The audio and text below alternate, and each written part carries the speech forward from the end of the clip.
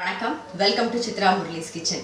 இன்னைக்கு நாம தக்காளி எள்ளு சட்னி எப்படி பண்றதுன்னு பார்க்க போறோம். இது கல்யாணி முரளி அப்படிங்கிறவங்க ரெசிபிஸ் எனக்கு எழுதி அனுப்பிச்சிருந்தாங்க. இப்போ அவங்க ரெசிபியை தான் நான் உங்களுக்கு பண்ணி காமிக்க போறேன்.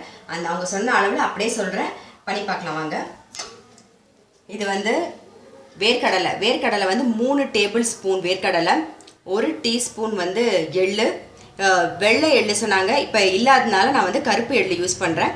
அப்புறம் 4 வரமிளகா, தக்காளி 3 நாட்டு தக்காளி, 1 பெங்களூர் தக்காளி நான் கட் பண்ணி ரெடியாக வச்சுருக்கேன். இப்போ என்ன பண்ணுறதுங்கிறத பார்க்கலாம்.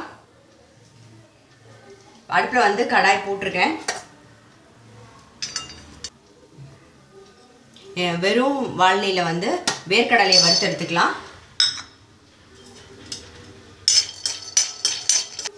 பாருங்க, நல்லா வறுபட்டு எடுத்து நம்ம எடுத்துடலாம்.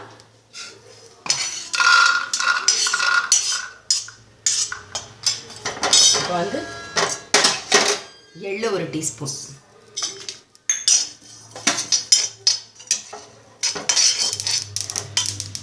எடுத்துருவோம்.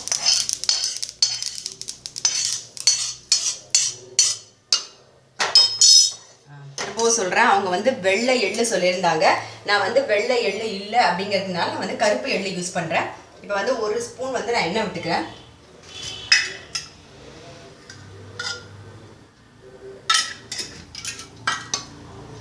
இதில் வரமிளகா, காரம் காரம் இது உப்பெல்லாம் உங்களுக்கு தகுந்த மாதிரி போட்டுக்கோங்க.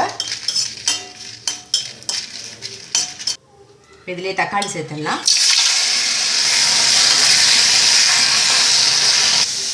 கொஞ்சம் இதுக்கு தேவையான உப்பு சேர்த்துட்டு வதக்குவோம்.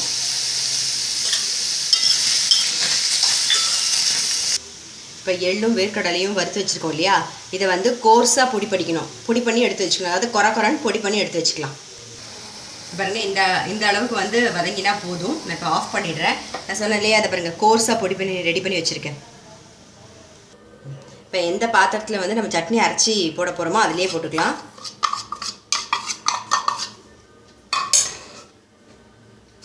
அப்புறம் இன்னொரு விஷயம், நான் நேற்று மோர் மிளகா உங்களுக்கு பண்ணி காமிச்சேன் இல்லையா, அதை பொரிச்சிட்டு நான் சொன்னால் அந்த எண்ணெய் வேஸ்ட் ஆகிடும். அதனால நம்ம கொஞ்சமாக வச்சு பொரிச்சிக்கலாம்.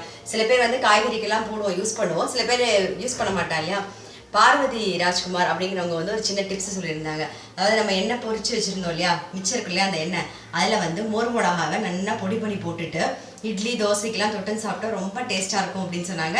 நான் இப்போ எங்கள் வீட்டில் இன்றைக்கி தோசை தான், தோசையோட தக்காளி சட்னி எள்ளு சட்னியோட அந்த மோர் மிளகாயும் பண்ணி பார்த்து நான் சாப்பிட போகிறேன். நீங்களும் ட்ரை பண்ணி பாருங்கள். அவங்க எழுதின விதத்துலேயே தெரிஞ்சது ரொம்ப நல்லாயிருக்கும் அப்படின்னு சொல்லிட்டு நீங்களும் ட்ரை பண்ணுங்கள். இப்போ நம்ம அடுத்தது இது ஆறிடுச்சுன்னா அரைச்சிடலாம். பாருங்கள், ஆறுனதுக்கப்புறம் தக்காளி வதக்கி வச்சுருந்தோம் இல்லையா, ஆறுனதுக்கப்புறம் நல்லா அரைச்சி எடுத்தாச்சு. இப்போ நம்ம கோர்ஸாக பொடி பண்ணி வச்சுருக்கோம்ல வேர்க்கடலையும் எள்ளையும், அதோட இதை மிக்ஸ் பண்ணுங்கள்.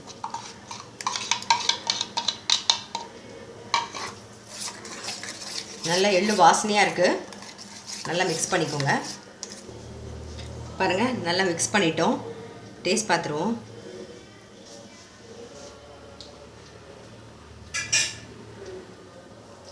ரொம்ப நல்லாயிருக்கு. நான் எள்ளு போட்டு தக்காளி சட்னி அரைச்சதில் ரொம்ப ரொம்ப ரொம்ப டேஸ்ட்டாக இருக்குது. இது தோசை இட்லியோடு சாப்பிடும்போது ரொம்ப நல்லாயிருக்கும். முக்கியமாக கல்யாணி முரளிக்கு ரொம்ப தேங்க்ஸ் சொல்லுவோம். இப்போ அவங்களால நானும் ஒரு புதுசாக ஒரு ரெசிபி கற்றுண்டேன். இப்போ கற்றுண்டது மட்டும் இல்லை, உங்களுக்கும் சொல்லி கொடுத்துருக்கேன். நீங்களும் உங்கள் வீட்டில் ட்ரை பண்ணி பாருங்கள். மேபி இந்த மாதிரி ஒரு சட்னி உங்களுக்கு எல்லாருக்கும் பண்ண தெரியலாமல் இருக்கும், தெரியும் இருந்தாலும் இதை ட்ரை பண்ணி பாருங்கள். ரொம்பவே நல்லாயிருக்கும், ரொம்ப நல்ல டேஸ்ட்டாக இருக்கும். உங்களுக்கே புரியும் நான் சொல்கிறது எவ்வளோ நல்லா இருக்கும் அப்படின்னு சொல்லிட்டு. ஏன்னா எண்ணெயும் ரொம்ப கம்மி தான், எள்ளுலேயே எண்ணெய் இருக்கும். அது மட்டும் இல்லை, நம்ம வதக்கும் போது பார்த்தீங்கன்னா சும்மா துளியோன்னு ஒரு ட்ராப் தான் எண்ணெய் விட்டோம். ஸோ எண்ணெயும் ரொம்ப இல்லை. இது இட்லி தோசை சப்பாத்தி எல்லாத்துக்கும் நல்லாயிருக்கும். நாங்கள் இப்போ எங்கள் வீட்டில் தோசை தான், அதனால் நான் தோசையோட தான் இப்போ சாப்பிட போகிறேன். நீங்களும் உங்கள் வீட்டில் கண்டிப்பாக இந்த தக்காளி எள்ளு சட்னியை ட்ரை பண்ணுங்கள். ட்ரை பண்ணி பார்த்துட்டு உங்களோட ஃபீட்பேக்கை கண்டிப்பாக அனுப்புங்க. நான் அடுத்த ரெசிபியில் உங்களை சந்திக்கிறேன்.